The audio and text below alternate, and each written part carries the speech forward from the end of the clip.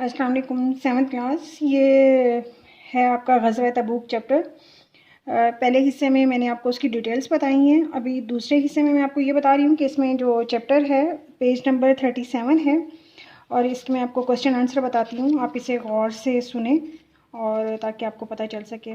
اس کا سوال نمبر 1 ہے، تفصیلی جواب دیں. پہلے ہم تفصیلی جواب دیں گے، اس کے بعد پھر ہم مختصر جوابات کی طرف آئیں گے. تفصیلی جوابات میں ہے کہ غزوہ تبوک کیوں پیش آیا. تو اس کا جواب صفحہ نمبر 37 پہ ہے، 37. فتح مکہ کے بعد مسلمانوں کا رعب اور دبدبہ پورے عرب پر بیٹھ چکا تھا. لوگ گروہ در گروہ اسلام قبول کر رہے تھے. ارد گرد کی ریاستیں جن کے فرما رواؤں کو نبی کرم صلی اللہ علیہ وسلم پہلے ہی خطوط لکھ کر اسلام کی دعوت دے چکے تھے، مسلمانوں کی اس بڑھتی ہوئی طاقت سے خوفزدہ تھے، اور روم کا حکمران ہرقل اس میں سر فہرست تھا. اس نے 40,000 کا لشکر تیار کیا. جو حضور صلی اللہ علیہ وسلم کو یہ اطلاع ملی کہ رومی فوجیں جو ہے مسلمانوں پر حملہ آور ہونے کے لیے شام کی سرحد میں جمع ہونا شروع ہو رہی ہیں، تو آپ صلی اللہ علیہ وسلم نے صحابہ کرام کو جہاد کی تیاری کا حکم دیا. یہ ہے اس کا پہلے سوال کا جواب کہ غزوہ تبوک کیوں پیش آیا. اس کی وجہ یہ تھی جو میں نے آپ کو بتا دی. اس کا بے جز ہے غزوہ تبوک کے موقع پر صحابہ کرام رضی اللہ عنہ نے کس طرح مالی امداد یا مالی مدد کی. تو سوال نمبر پیج نمبر 37 پہ ہی ہے، 3rd پیراگراف ہے. سیکنڈ پیراگراف میں ہے سوال نمبر 1 کا بے جز. اللہ تعالیٰ کی راہ میں مال خرچ کرنے کی ایسی مثالیں قائم ہیں جن کی قیامت تک مثال نہیں ملتی. پس کیا ہوا؟ اس موقع پر حضرت ابوبکر صدیق نے اپنے گھر کا سارا سامان لا کر نبی اکرم صلی اللہ علیہ وآلہ وسلم کی خدمت میں پیش کیا. حضرت عمر فاروق رضی اللہ عنہ نے اپنے گھر کا آدھا سامان پیش کیا. حضرت عثمان غنی رضی اللہ عنہ نے 900 اونٹ، 100 گھوڑے اور 1000 دینار اور 200 کیا چاندی آپ صلی اللہ علیہ وسلم کی خدمت میں پیش کی. دیگر صحابہ نے رضی اللہ عنہ نے بھی اپنی اپنی استطاعت سے بڑھ کر جہاد کی تیاری میں حصہ لیا،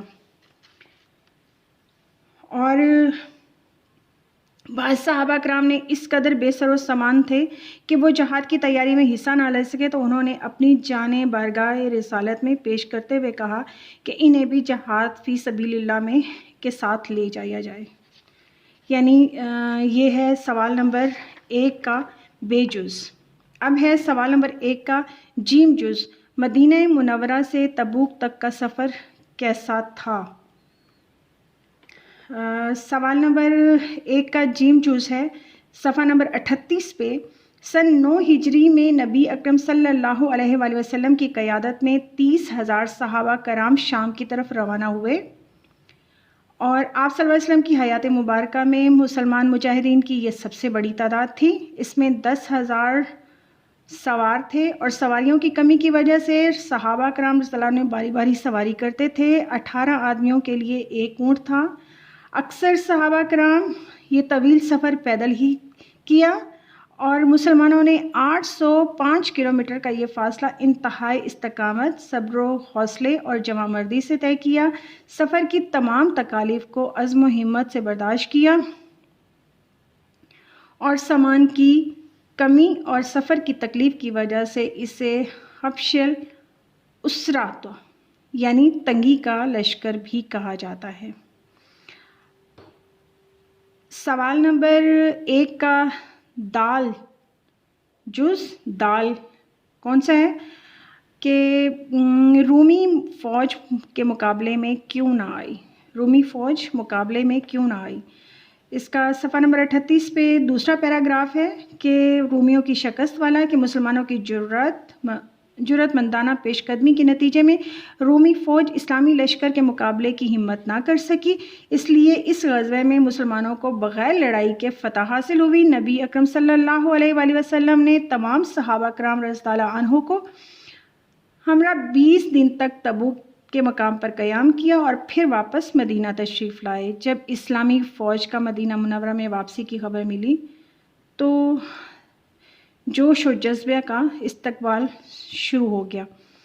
اب ہے سوال نمبر 1 کا ہے جز. غزوہ تبوک کے کیا اثرات مرتب ہوئے؟ وہ بھی صفحہ نمبر 38 پہ ہے.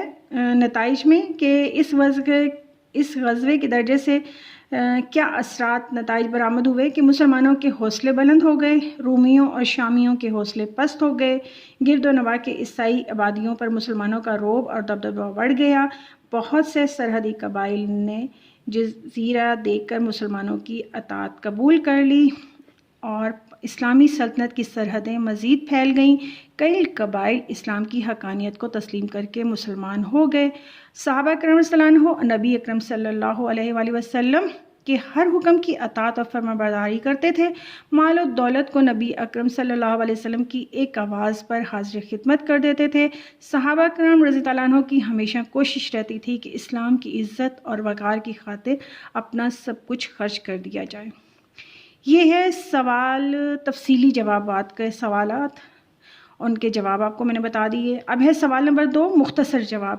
رومی فوجیں کس ملک کی سرحد پر جمع ہونا شروع ہوئیں؟ سوال نمبر 2 کا پہلا جز، مسلمانوں کی بڑھتی ہوئی طاقت کے خوف زدہ تھے اور روم کا حکمران ہرقل ان میں سر فہرست تھا۔ اس نے 40,000 کا لشکر تیار کیا اور یہ رومی فوجیں مسلمانوں پر حملہ آور ہونے کے لیے شام کی سرحد پر جمع ہونا شروع ہو رہی تھیں، اور آپ صلی اللہ علیہ وسلم نے صحابہ کرام کو جہاد کی تیاری کا حکم دیا۔ اس میں 2 سوال آ جاتے ہیں، سوال نمبر 2 کا الف جز بھی آتا ہے اور سوال نمبر 2 کا جیم جز بھی آتا ہے۔ یہ 2 سوالوں کا ایک جواب ہے۔